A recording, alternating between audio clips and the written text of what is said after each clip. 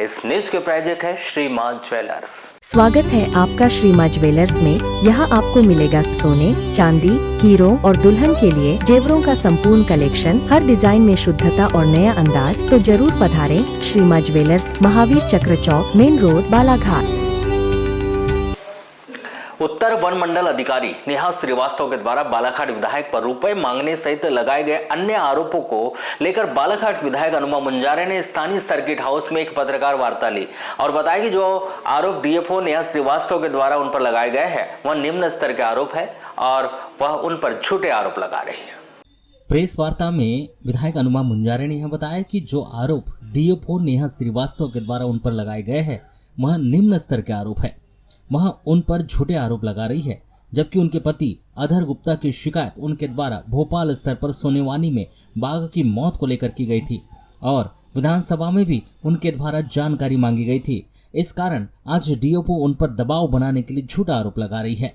इसके पीछे पूर्व मंत्री गौरीशंकर बिसेन और उनकी बेटी मौसम बिसेन का हाथ है। पूर्व मंत्री डीएफओ को आरोप लगाने के लिए कह रहे हैं, जबकि देखा जाए तो डीएफओ के पति और स्वयं नेहा श्रीवास्तव का व्यवहार और आचरण सही नहीं है। उन पर इसके पहले भी कई आरोप उनके पूर्व कार्यकाल में उन पर लग चुके हैं। उन्होंने स्वयं इससे पहले शहडोल में अपने ही वन विभाग के सीसीएफ पर कई संगीन आरोप लगाए थे, जिसकी जांच होने के बाद स्वयं नेहा श्रीवास्तव ही झूठी पाई गई थी। यह इसी प्रकार जनप्रतिनिधि और विभागीय अधिकारियों पर दबाव बनाने के लिए आरोप लगाते रहते हैं और वह जल्द ही इस पूरे विषय को लेकर मानहानि का दावा लगाते हुए हाई कोर्ट में जाएगी। मामला ये था कि नेहा श्रीवास्तव ने 2-3 लोगों से मुझे फ़ोन कराई, ठीक है, जिसमें वन विभाग से जुड़े हुए हमारे जो एक नेता हैं श्री अशोक मंडलेकर जी, उन्होंने फ़ोन किया मुझे और अपने फ़ोन से उन्होंने नेहा श्रीवास्तव से मेरी बात कराई और उन्होंने कहा भाभी जी आपसे मैडम बात करना चाहती। मैंने बोली कौन? तो बोले जब तक मैंने नेहा श्रीवास्तव का चेहरा भी मैंने कभी देखा नहीं था। अधर गुप्ता को भी मैंने 1-2 बार माननीय प्रभारी मंत्री जी की मीटिंग में ही देखा आमने सामने और मैंने प्रभारी मंत्री जी से शिकायत भी की कि ये अधिकारी जो हैं अपने कर्तव्य के प्रति बहुत लापरवाह है। माननीय मंत्री जी, इनको यहाँ रखना मतलब नुकसानदेह हमारे लिए, हमारे ज़िले के लिए। तो नेहा श्रीवास्तव ने मुझसे फ़ोन में बोली कि मैडम आपसे मैं मिलना चाहती हूँ। तो मैंने बोली मिल लीजिए, आप बिल्कुल मिल सकती हैं। तो बोले लेकिन मैं आपके बंगले में नहीं आ सकती, शासकीय कार्यालय में नहीं आ सकती, अगर आप मुझे समय देंगी तो हम फॉरेस्ट के रेस्ट हाउस में मैं आपसे मिल लूँगी।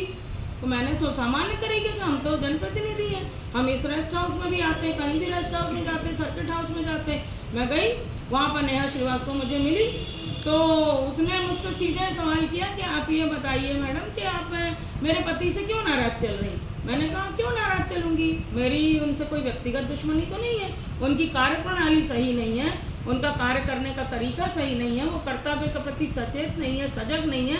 और बाघ का इतना संवेदनशील मामला हुआ, उस संदर्भ में मैंने उनको कई बार फ़ोन लगा के जानकारी लेनी चाहिए, भोपाल से भी, क्योंकि विधानसभा का सेशन था, मैं बालाघाट तत्काल आ नहीं सकती थी। उन्होंने एक भी बार मेरा फ़ोन रिसीव नहीं किया, मुझे नाराज़गी इस बात की है।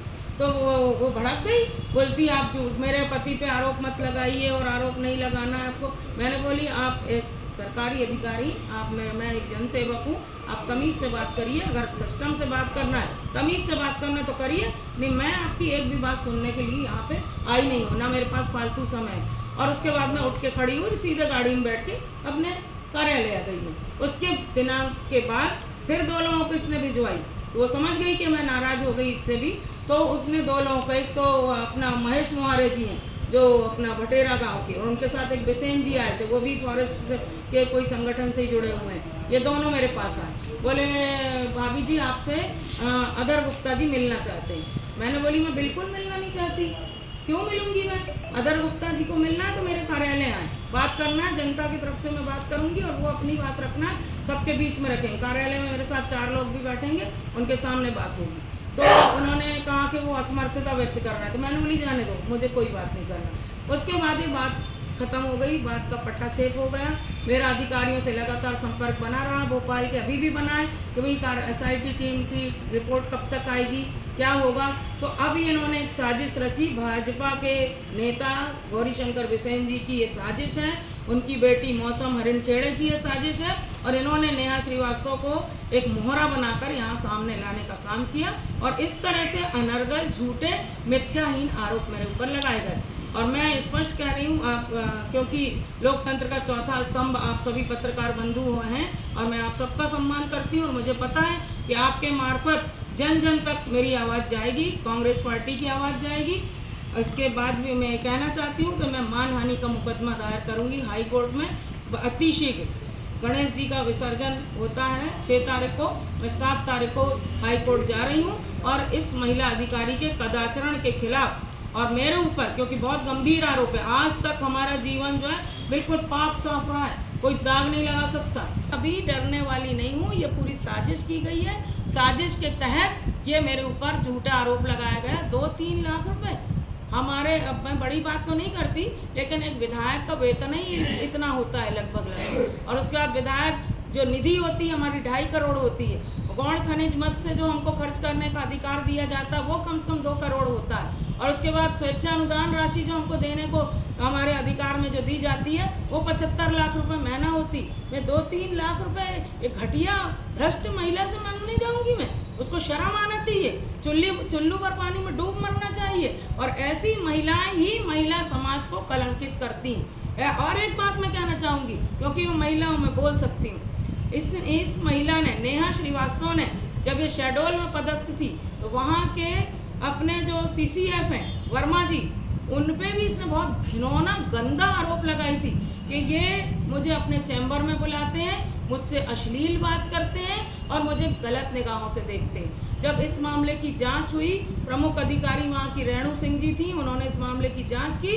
जांच में पूरे आरोप निराधार पाए गए। एक ही बात बताना चाहूँगी कि ये आपके सामने एक पत्र दिखाना चाहती हूँ मैं। ये पत्र है श्री राजीव शर्मा IAS आयुक्त, ये शहडोल संभाग के। इन्होंने अधर गुप्ता पे स्पष्ट रूप से जो क्या लिखा है आप देख सकते हैं, आप पढ़ सकते हैं कि इनका आचरण जो है कदाचरण की श्रेणी में आता है। ये नशे की हालत में रहते हैं और तत्कालीन मुख्यमंत्री शिवराज सिंह चौहान जी का कार्यक्रम था, वहाँ पर ये नहीं पहुँचे। इस संबंध में वहाँ के कमिश्नर ने पत्र लिखा हुआ है। तो मैं क्या आरोप लगाऊंगी? आरोप तो इनके ऊपर पूरे सिद्ध हो चुके हैं और इनको भी अब तो मैं कहती हूँ सस्पेंड नहीं, ऐसे लोगों को जेल जाना चाहिए।